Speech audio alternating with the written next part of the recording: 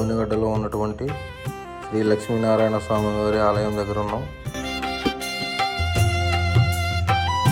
బాగా ఉందండి. కాళ్ళు లోపల పెడుతుంటే ఆలయం లోపలికి వెళ్దాం. ఆలయం చుట్టూ తిరగడానికి కాళ్ళు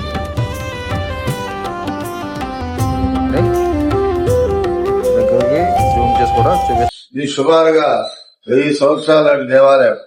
ఈ దేవాలయం సోమరాజుల చేత పునఃప్రతిష్ఠ చేసినట్టుగా 1862లో అవి శాసనాలు ఉన్నాయి. హలో అండి, నేను మిశ్రీ రిలాక్స్. ఇప్పుడు మనం ఉన్నది అవనిగడ్డలో ఉన్నామండి.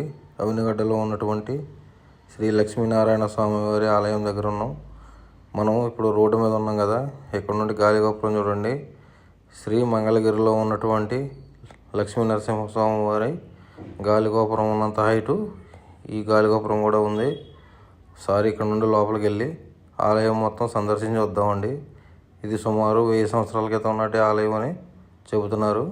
అందుకే ఒకసారి వీడియో తీసి మీకు చూపిద్దామని వీడియో తీస్తున్నానండి. ఈ వీడియో చాలా ఇంట్రెస్ట్గా ఉంటుంది, ఎక్కడ స్కిప్ చేయకుండా చూడండి.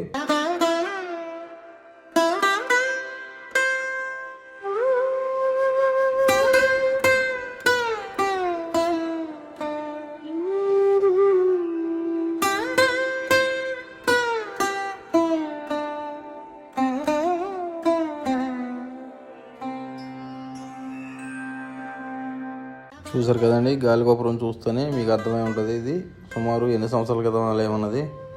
ఈ గాలిగోపురంలో పైన కూడా చూద్దామండి. ఇదిగో చూడండి, అంతా ఎర్ర రాయితో నిర్మించబడిందండి ఇది. దీన్ని బట్టి మనకి అర్థమై ఉంటుంది ఇది పురాతనమైన ఆలయం అని చెప్పేసి. ఇక్కడ గరుడ వాహనం, నాగ వాహనం ఏమున్నాయండి, ఇటుపక్క కూడా ఏమున్నాయో చూసుకుని కొంచెం మనం ఆలయం లోపలికి వెళ్దామండి. ఇంకా విఘ్నేశ్వరుడు ఉన్నారండి ఇక్కడ ఏదో చేప, పాము కూడా ఉన్నాయి. సరే, ఇక్కడ లోపలికి వెళ్దామండి.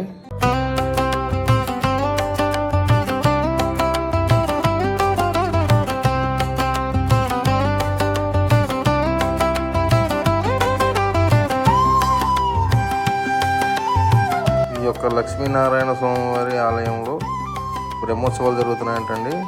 ప్రధాన అర్చకుల వారు మనకి ఏదైనా అవకాశం ఇస్తే ఆయన చేత ఈ బ్రహ్మోత్సవాల గురించి అడిగి తెలుసుకుందాం. ఈరోజు ఎండ బాగా ఉందండి, కాళ్ళు లోపల పెడుతుంటే కాలిపోతున్నాయి కాళ్ళు కూడా. సరే, మీకోసం కష్టపడి ఈ యొక్క ఆవరణంలో తిరిగి అవకాశం ఉన్న కాడ వెళ్ళి వీడియో తీస్తూ మొత్తం చూపిస్తానండి.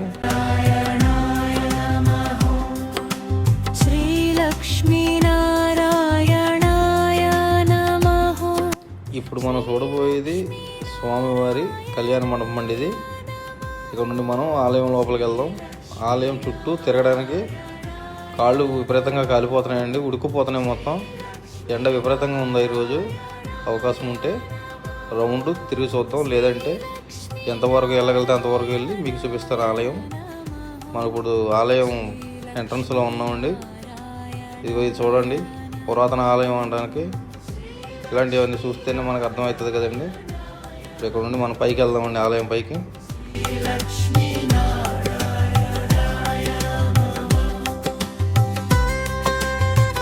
మనకి ఎదురుగుండా నడుచుకుంటూ వస్తున్నారు కదండి, ఈయనేనండి ప్రధాన అర్చకుల వారు. ఈయన వచ్చిన తర్వాత ఈ ఆలయం గురించి వివరాలు మొత్తం అడిగి తెలుసుకుందామండి. ఇదిగో స్తంభాలు చూడండి.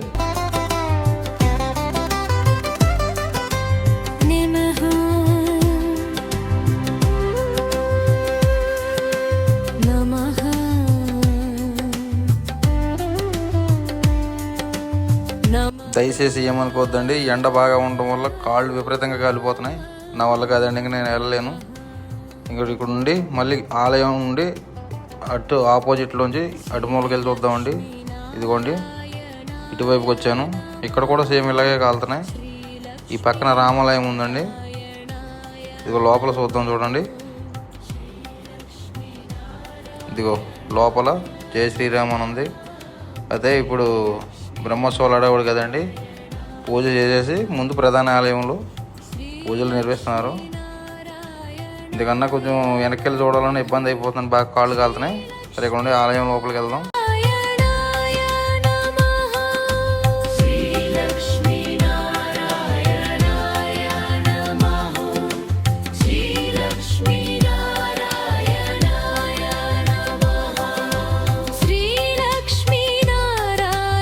సరే, ఇక్కడ నుండి ఆలయం లోపలికి వెళ్దామండి.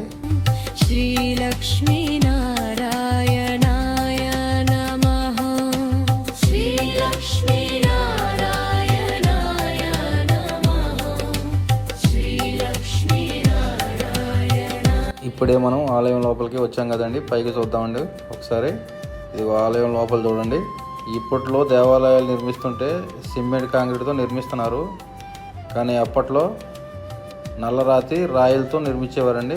ఇదిగో చూడండి, అన్నీ కూడా రాళ్ళు పేర్చేనియండి. అప్పట్లో పురాతన ఆలయాలన్నీ కూడా ఇట్లానే ఉంటాయి కదా. ఇదిగో చూడండి, ఈ ఆలయం మొత్తం రాళ్ళతోనే కట్టింది ఇది. సరే, లోపల పూజ జరుగుతుంది, చూద్దాం కాసేపు. నారాయణాయ నమః. శ్రీలక్ష్మీనారాయణ.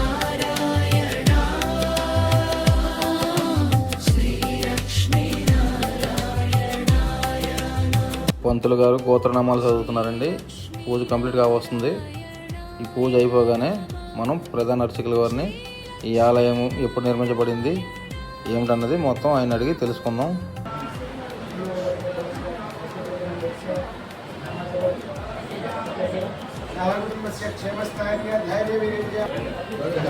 పూజా కార్యక్రమం అయిపోయిందండి.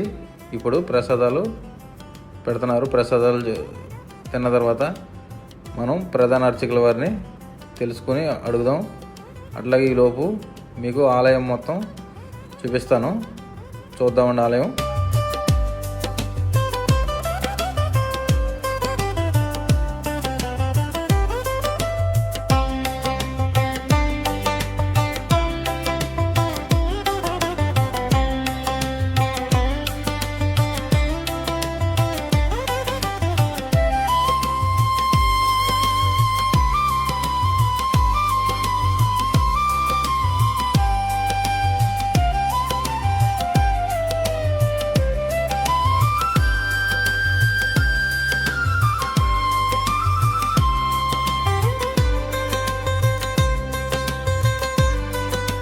శ్రీలక్ష్మీనారాయణాయ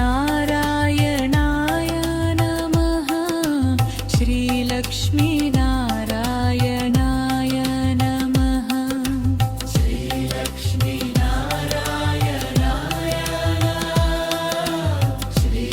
ప్రసాదం తిన్న తర్వాత ఆలయం మొత్తం చూపించా కదండి. ఇప్పుడు నారాయణ స్వామి వారిని చూపిస్తానండి. దగ్గరికి జూమ్ చేసి కూడా చూపిస్తాను. అయితే ఏంటంటే లోపలికి వెళ్ళలేదండి ఇంక నేను, ఎందుకంటే ఆల్రెడీ మనం గర్భగుడికి కొంచెం ఫ్రంట్ ఇంకో రూమ్ ఉంది, ఆ రూమ్ వరకే ఉన్నాము. ఇక్కడ నుండి స్వామివారు క్లియర్గా కనపడుతున్నారు. ఇంకా లోపలికి వెళ్ళడానికి బ్రహ్మోత్సవాలు అడవాడు కదండి, ఇంక లోపలికి వెళ్ళలేదు. ఆల్రెడీ మనం ఉన్నదైతే ఆలయం లోపలే ఉన్నాము. ఇక్కడ నుంచి స్వామివారిని చూసి దర్శనం చేసుకుందామండి. కృష్ణా జిల్లాలో ఉన్నటువంటి అవినిగడ్డ అనే ఊరిలో శ్రీ లక్ష్మీనారాయణ స్వామివారి ఆలయం ఇప్పుడు మనం సందర్శించి చూసాం కదండి. ఇప్పుడు ప్రధాన అర్చకుల వారు శ్రీ వేణుగోపాలాచార్య గారు మనకి అన్ని వివరించి చెప్తారండి. సార్ నమస్తే సార్, నా పేరు శ్రీనివాసరావు. అలాగే మా యొక్క ఛానల్ పేరు శ్రీనులాక్స్ 304. ఈ యొక్క శ్రీ లక్ష్మీనారాయణ స్వామివారి ఆలయంలో బ్రహ్మోత్సవాలు జరుగుతున్నాయని చెప్తున్నారు. అందుకని ఈ యొక్క ఆలయంలో నేను వీడియో తీసి మాకు కానీ మా సబ్స్క్రైబర్లకి అలాగే ఈ వీడియో చూసే ప్రతి ఒక్కరికి కూడా తెలియజేయండి.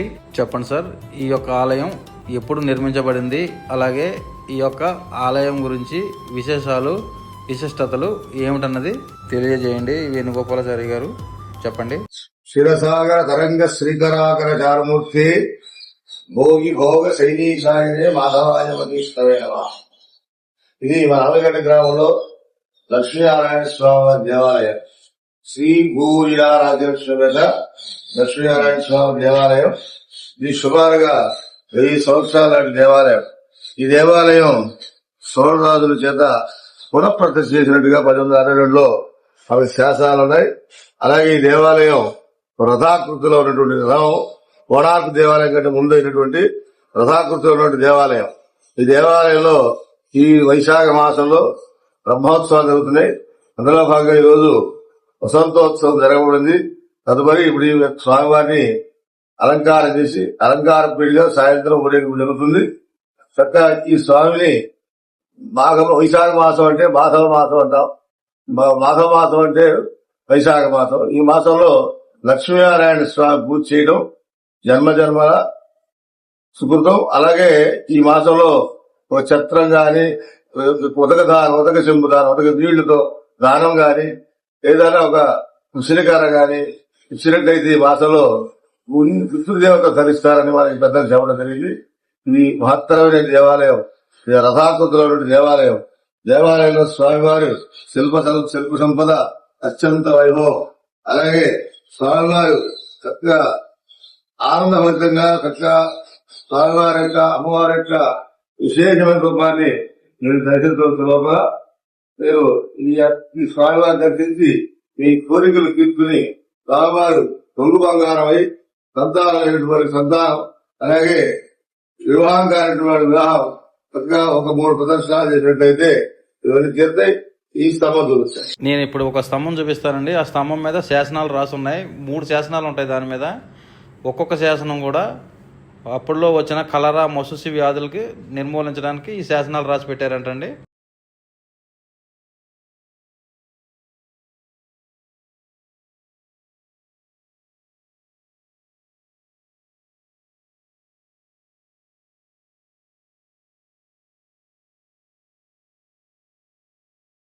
ఇదేనండి స్తంభం. ఈ స్తంభం పైన శాసనాలు ఉన్నాయి. ఇగో మనందరూ